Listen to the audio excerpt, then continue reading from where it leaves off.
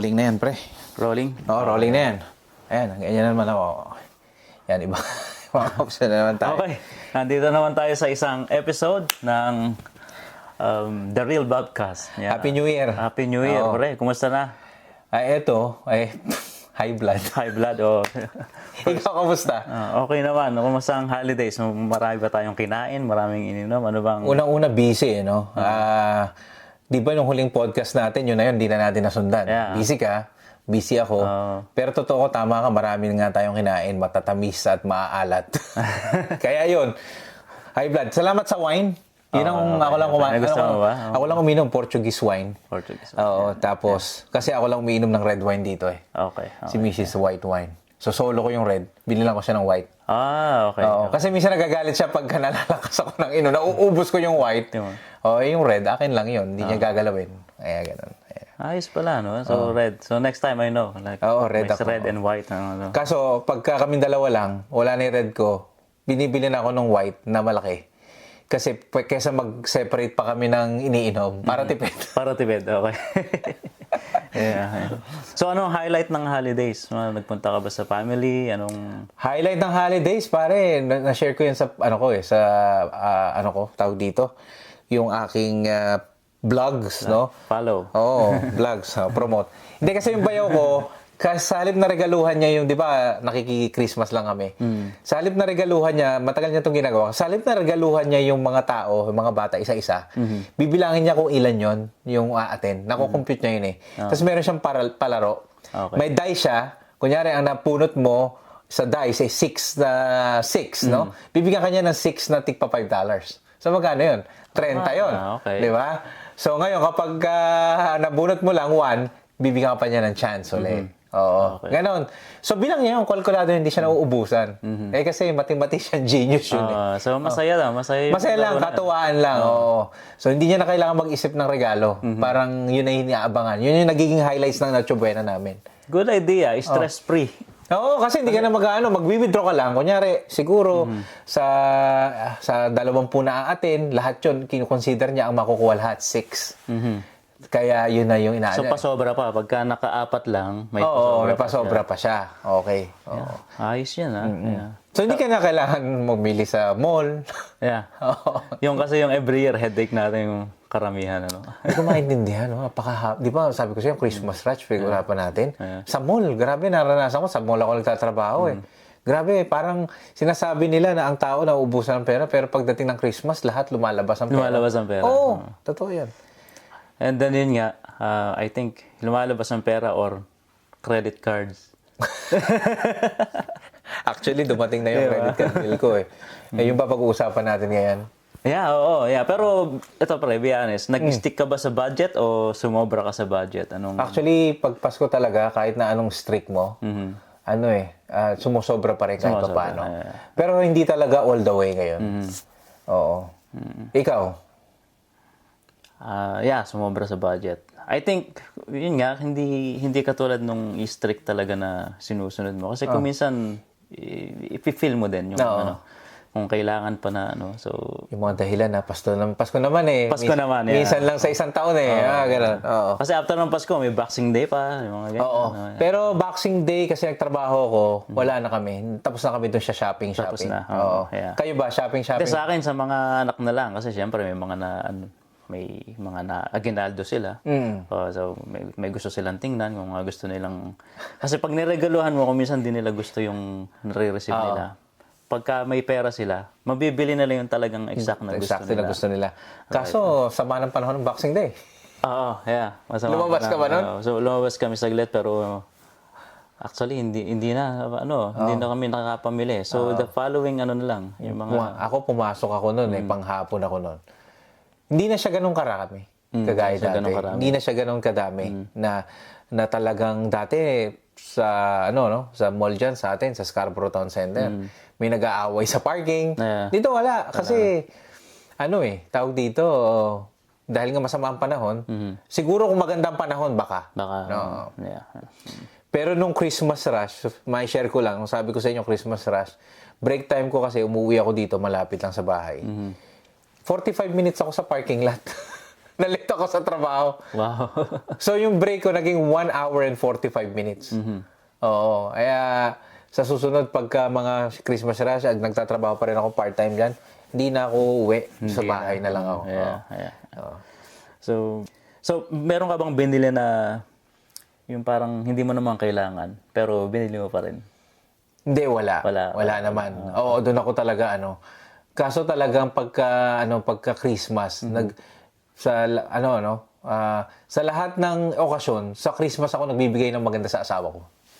Yeah. Oo, hindi ako masyado sa birthday, no? Hindi aside from birthday. Aside from birthday. Oo. Pero dun or mga major anniversary, yung 5, 10, 15 years, no?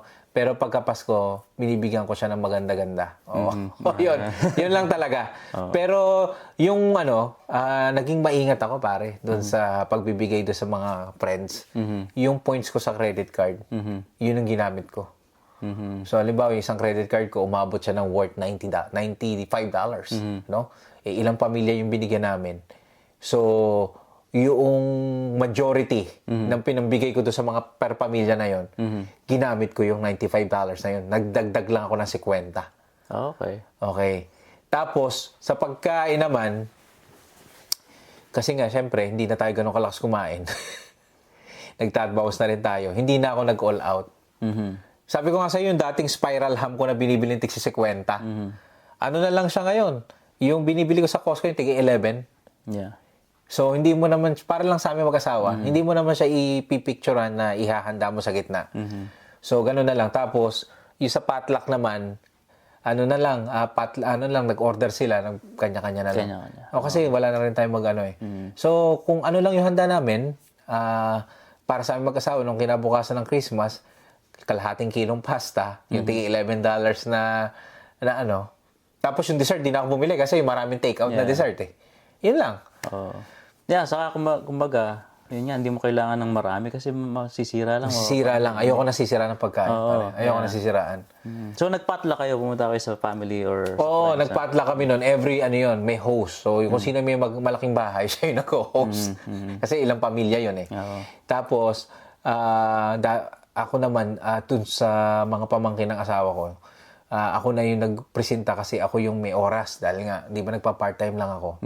So, ako na yung namili nung alam kong bagay sa kanila. Okay. Oo. Pero yung may isang date kaming sinet na para dun sa lahat, na may listahan kami.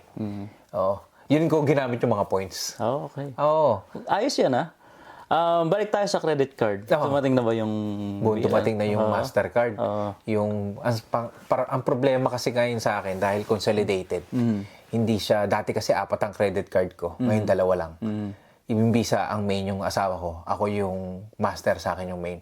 So, yung gastos sa gasolina, lahat, nandun lang. So, talagang lalaki siya kasi nga may okasyon. Pero, hindi siya lumagpas ng over kasi dati lumalagpas siya ng, sorry, sabihin ko yung number, 2,000 Lumalagpas siya ng 2,000 last year, ngayon below. Kaya medyo hindi ako ganun ka-stress. Pero yung sa visa, hindi ko pa nakikita. Pag yun, bumaba ng 1,500, mas okay ako doon. Kasi, kasi yung visa, yun yung pagkain lahat Yung sa master, nandun yung pambibigay ko sa asawa ko, doon ang gagaling yung gasolina, maintenance ng kung ano-ano pa. So, nandun lahat. Okay. So, ang maganda lang doon, pagka kino-consolidate namin, yung points kasi consolidated din, hindi kalat. Okay. So, Visa is for the travel, yung mga travel points. Yeah. Master is for yung mga Canadian Tire. Canadian Tire, baka naman. Alam mo na. Yung triangle, malakas kumuha siya ng points. No? So, biruin mo na for the last, 6 months, naka $95 ako. Okay. Saan mo pipulutin yung $95 sa panahon ngayon, no? So, yun, ginagamit ko yun. Pagka bibili ko nung halimbawa, mayroon na kaming gamit na nasira sa kusina, hanap ako sa Canadian Tire. Pero yung mga, kasi malawak sila, may sports check, may mga damitan, ganon, party city. Hindi naman kami mahilig mag-host ng party.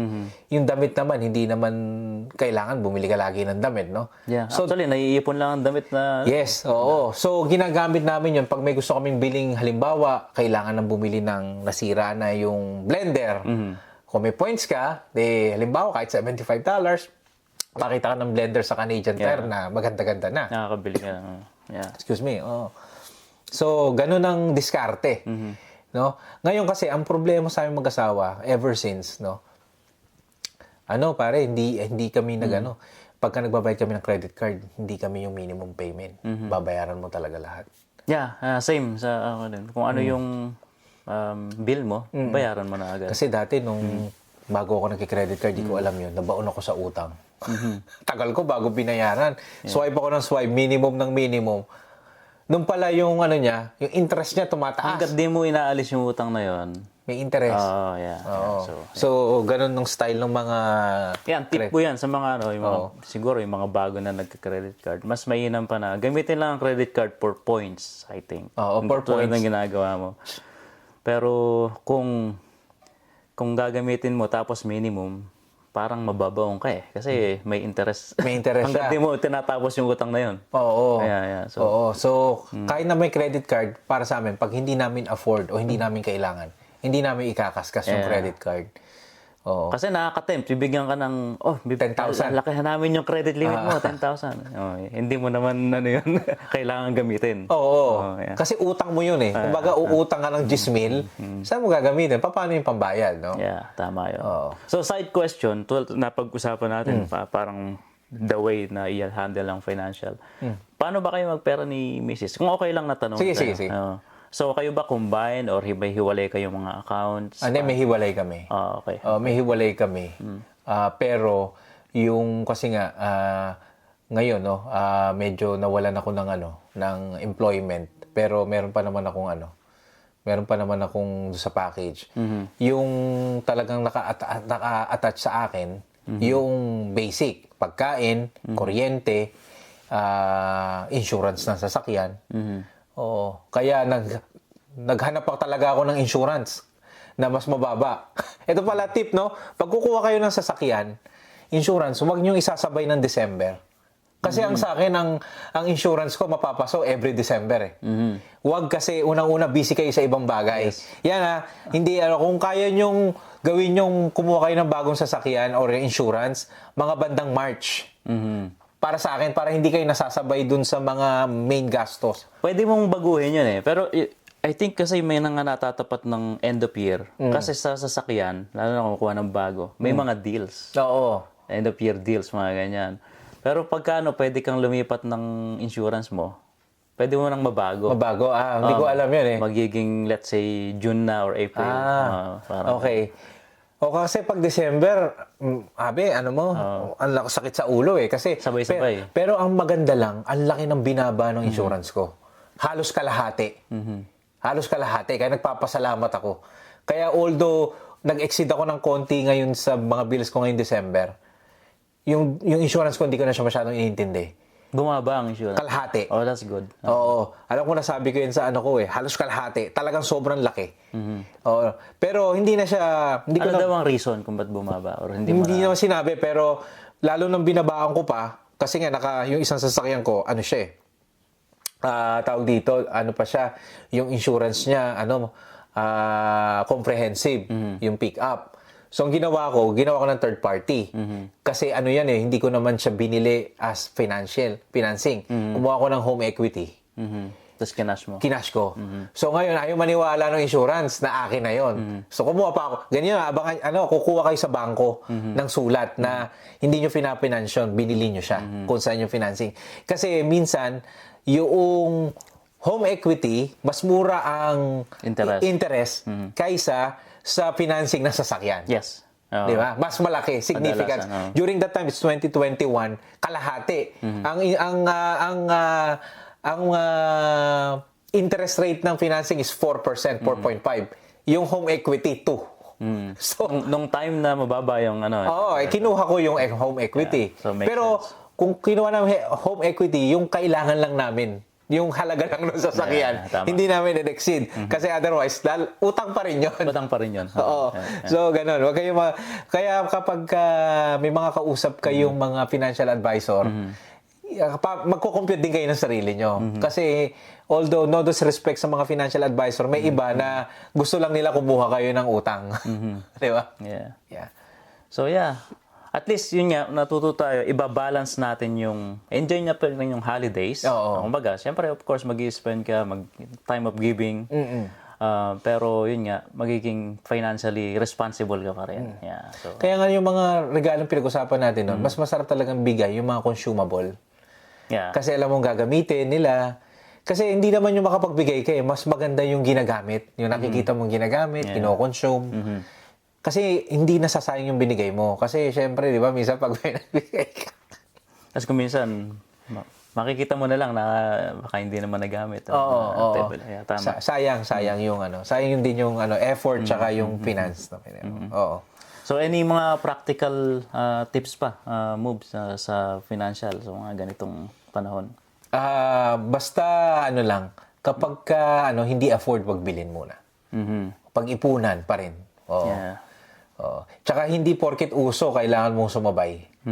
Yun pa rin ang mga hindi ko pinapractice ko ngayon. Oo. Pag kaya paggawa ng paraan, wag muna. Okay. So mag-shift tayo ng konti. Sige. Siyempre, New Year. Uso yung sinasabi mga New Year's resolution. I don't know kung pinapractice mo pa rin yan o like talagang over the years, ayaw mo na, wala nang New Year's resolution. Ikaw ba meron pa rin? Wala na. Actually, nag-ano nga ako niyan Nag-content ako niyan. Medyo, sabi ko, isang malaking kasinungalingan minsan yung New Year's resolution Yung hindi na, wag nyo nang, kung may gusto kayo, wag nyo nang i-announce. Gawin nyo na lang sa sarili nyo. Kasi unang-una, kapag hindi naman natupad, ang niloko nyo lang yung sarili nyo. Ganon. So, na lang, kung na lang yung, alam mo pa rin yung dapat, na tama, yun na lang yung gawin mo para sa sarili mo. New Year's resolution ka sa health Tingnan mo nga, taas ng BP ko. Hindi na, pero wala akong symptoms, pero mahirap kasi, gagawin mo na lang, sabi nga nila, gawin mo na lang. Pero mag-ukol ka siguro ng isang bagay na gusto mong baguhin. Kasi pag nag-umpisa ka ng isa, madali na yung iba. Pagka wag mong pagsasabay-sabayin, marami yun Hindi ka naman sobrang galing na kaya mong one click agad. Totoo. Yun nga, ang take ko lang dun, So, siyempre, bagong taon. So, uso nga yan. Pero, kung meron kang gustong baguhin or simulan, hindi mo kailangan hintayin yung bagong taon. Let's say, may good idea ka naisip, like mid-year. Huwag mo nang hintayin yung next year. Gawin mo na ngayon. Kasi hindi mo alam kung abutin ka pa Yun nga. Yeah. Alam nyo, minsan natatakot tayong pag-usapan yan, pero, di ba, way of life na yan Hindi mo alam talaga kung ano mangyayari bukas. Yeah. So, creating yung habits nga. And then, tama yung pangalawang sinabi mo na, like, paunti-unti lang. Like, gumawa ka ng, like, small improvement. Mas maganda pa rin, better pa rin than zero. Like, kumari, may baguhin kang isang habit na maganda, like, say, tungkol sa health. Okay yun, kaysa yung parang dinidisregard mo, like, okay, bahala na. Like, parang ganon. Tipong yung mag-iipon. Ito ironic, Mag-ipon ka sa New Year. Mag-iipon ka. Pero yung hinanda mong prutas sa lamesa na 12, hindi mo inubos. Nabulok. Nabulok lang. So, ibig sabihin, hindi ka nakapag-save ng New Year. Nag-umpisa, hindi mo na umpisa. Dapat, pagka gano'n, umpisa mo lang kainin yung prutas. Yeah. Oo. Yeah. Kasi gusto mo mag-save ng pera Nakita ko yung post mo na tanong mo Ano ba, ilang prutas ba? 12 or 13? Oo, kasi minsan pinagtatalunan yun Meron, may sumagot. 13 daw. Hindi, may sumagot na, 4 na lang or 5? Oo, 4 na lang yata. 4 na lang. Oo. Kung ano lang yung dapat kainin. Yes. Yeah. Kasi kami yun, at least, di ba, kapag kasi nasayang yung yung pagkain mo, hindi ka na nakapag-save ng pera, natapon. Kaya nga sabi ko sa bayaw ko, pare, bili siya ng mga sales, pagkain, ganyan. Nakaimbak. Tapos nakita ko na-expire. Yeah. So, binili mo siya sale, pero hindi mo siya na-consume. So, nasayang. Nasayang siya. Hindi ka nakatipid. Hindi ka nakatipid, nakaaksaya ka. Nakaaksaya ka. Tapos basura pa. Totoo. Kaya ako, sabi nila, pag nagbubukas sila ng rep ko, bakit walang laman? Sabi ko, 2 tao lang dito. Kapag puno yan, pagka 2 lang, hindi namin ako consume, nasasayang. So sayang pera. Kaya ako kung mamili ako, total naman malapit lang kami dito.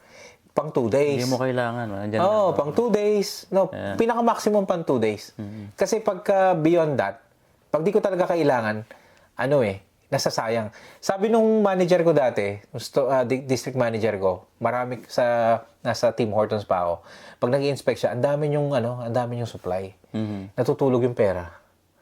So, control niyo yung supply, yung ibang pinambabayad niyo dun sa pamimili niyo ng supply, magagamit niyo pa sa ibang bagay. So, parang ganyan yung isip ko, pag marami kong supply dito, hindi ko naman kailangan masyado. Yung mga perishable, pwede naman sa susunod. Yung mga talagang pang matatagal at gagamitin mo, yung may extra ka lang isa, okay na yun. Ayos. So, ano ba ang difference ng like New Year's resolution or dun sa mga goals naman? Kasi parang para sa akin may may connection and then may difference din, di ba? Ganun ba? Ikaw, Mahirap yan, ano bang goal mo this? I know kung ayaw mo mag-resolution kasi parang it's a habit na gusto mong baguhin. Pero meron ka bang gustong i-pursue ngayong taon at syempre gusto nating Alam mo, ang gusto ko talaga siguro eye-opening to nung nang natanggap ko na halimbawa, syempre from managerial position na walang ka ng kumbaga sinugal ko yung yung katahimikan no. So ngayon, may trabaho pero hindi ganong stress. Yes. Yun ang goal ko. So hindi man ganong kalaki yung sweldo, siguro magtuturo sa akin kung paano ko pa i-manage yung finances ko. At syempre, may iba pa akong opportunity na makukuha kasi hindi ako tali sa isang trabaho. Tama. So yun ang gusto kong goal, mababalanse ko na. Tsaka talagang long time goal is makapag-retiro ng maaga. Yeah. Mas balance na life, yung hindi masyadong stress. Hindi ka naman naghihikahos. And then pwede kang mag-venture out sa something na na-enjoy mong gawin. Oo. Kasi ayoko naman gawin ng content creating tsaka ang photography as my main Kasi pag sinabi mong hobby, tapos gagawin mong full-time mo, hindi na siya hobby. Mababurnout ka na. Walang ka ng hobby. So, pero meron kang pinagkakitaan, sureball, na sa expenses mo, kayang i-sustain to. Tapos yung hobby mo, may extra ka. Hindi ka burnout, no? Meron kang iniisip pa na Kasi ang nangyayari noon, kaya niyang i-sustain yung finances mo doon sa trabaho na yun. Kaya lang, tali ka doon. Yung bagay, iniisip mo siya kapag long weekend or kahit galing ka sa bakasyon. Ano kaya dadatnan ko sa trabaho? Yeah. Ay, parang ang hirap na nun. Hindi, para sa akin, hindi na siya magiging hobby kung hindi mo na nai-enjoy. Oo. So, kung nai-enjoy mo at mahal mo yung ginagawa mo, okay pa rin. Kaya minsan wag mong ituring na yung hobby mo, wag mo ituring na na career din kasi mababurnout ka. Tapos yun lang yung sources ng income mo. Kasi pag na kailangan ko kumita. Ayan, wala nang fun. Yeah. So I guess yun nga welcome sa inyo sa 2026 first episode natin. Wini-wish namin ng maging maganda yung buong taon ninyo lahat. Tama, kayo rin, no? Ikaw din, pare. Sa'yo, more clients. And then, good luck sa kung ano yung plano mo sa career, sa mga hobbies na, alam mo na, yung itong content creation. And salamat sa pag-akay mo sa akin dito. Like, it's a new thing sa akin. Pero, more comfortable kapag may kasama. Nag-enjoy ka ba nung Nakalimutan ko sa itanong Yung ginawa natin ng Christmas, nag-interview ka ng mga... Yeah. Actually, maganda yon. And may nakakuha akong magandang reaction sa iba. Even Gusto mo puntahan mo, Sinulog Festival sa 16-17. Doon din sa same venue. Same venue, yeah. Yeah, let's go. And then, i-watch out nila. At gawan na mag-content ka rin doon. Magbigay ka ng Maganda siya. So, sabihan kita kung anong oras ako pupunta doon. Is that hindi sa darating na sa 16 and 17 yun, Sinulog. Second Sinulog nila yun. Okay. Yeah, exciting. So, gawin natin yung pre. Nandun ako. Wala akong pag-usapan natin. So, salamat ulit. Thank you. Happy New Year. Sana may natutunan kayo. Sana may natutunan kayo. Maraming mga finance tips tayong napulot kay Kuya JDL. Pagka kailangan mo talagang magtitipid ka kahit ano. Yeah. Okay. Okay lang, pre.